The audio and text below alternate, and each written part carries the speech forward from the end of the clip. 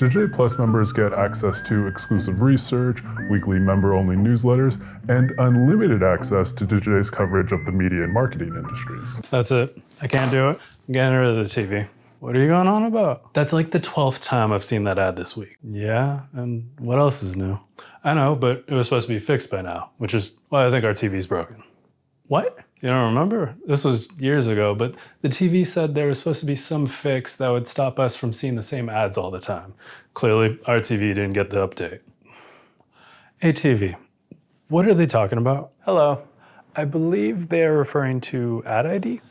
That's what it, yes. And what is that?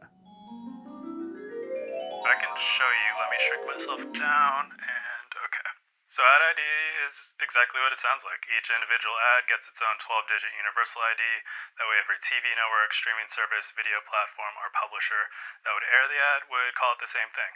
And that way if the advertiser wants to take the ad off the air or limit the number of times each household sees the ad a week, it doesn't have to figure out what each TV network, publisher, video platform, and streaming service calls it. But without ad ID, you sort of like are missing the vital inputs to even understand what's working.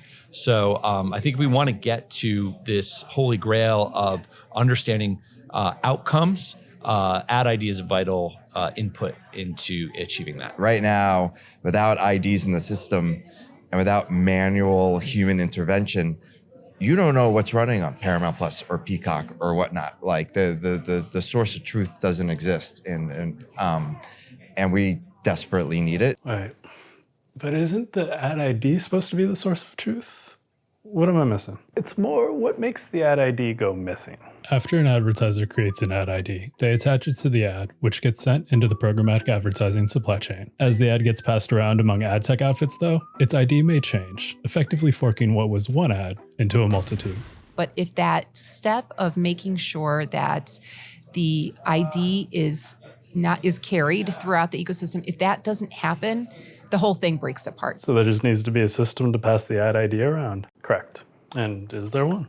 There is. It's called the Ad Creative ID Framework. First, an advertiser sends the ad to an ad registry, like Ad ID. The ad registry creates an ad registration code, or identifier, for that ad. The ID is tucked into the VAS tag attached to the ad, and includes the identifier as well as the registry associated with it. Then the ad is passed through the programmatic supply chain with its ID firmly attached, and eventually makes its way to a streaming service's ad server. The ad server can then pass the ID into the publisher's ad logs, so the publisher has a record of what exact ad creative ran, that it can then share with measurement firms to tabulate how many people were served a given ad and how often. Okay, but can't someone just fake an ad ID? They could try, but there is a validation system.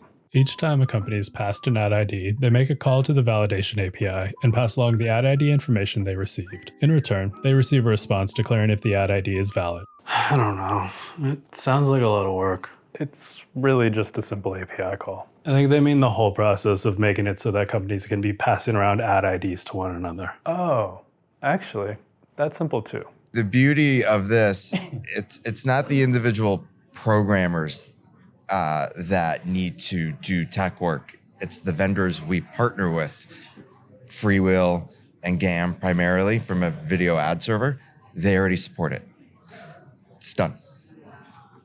What we need is the ID to be put in the front end to then propagate through. Okay, so the work is on the advertisers to create the ad IDs and pass them into the system? Correct. But do advertisers even care enough to do this? Well, if they don't yet, there is an increasing number of reasons for them to care. The biggest benefit accrues to the agencies and advertisers who have been asking for many years now for accurate cross-platform and cross-publisher reporting and measurement in terms of frequency and reach.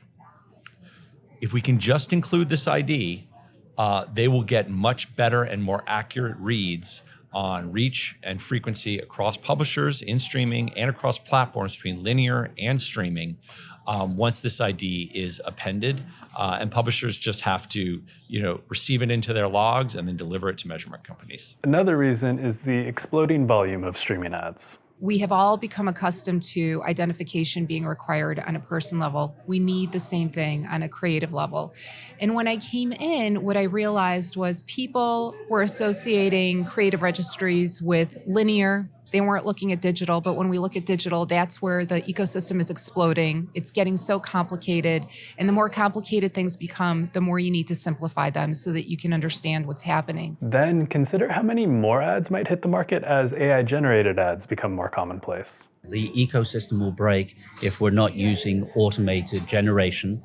And then when it comes to doing measurement, there will be such little variation between the creatives. If you don't have a persistent way of comparing A to B, and if A is better than B, do more of A than B, all of that will not be on the table because you won't be able to identify the uniqueness of the creative. Let me get this straight. There are all these reasons for advertisers to adopt a system to tag their ads, and now a system to pass those IDs around.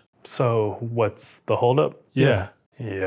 The infrastructure exists to do this today, and it's really about the willpower and a little bit of change in just sort of how we operate to make it happen. This is not hard to do. It's an operational muscle and an education exercise. And I really do think when we get the right folks involved, the light bulb will click and they'll be like, this isn't hard. This is all you need, is kind of the response I expect to get. What the f?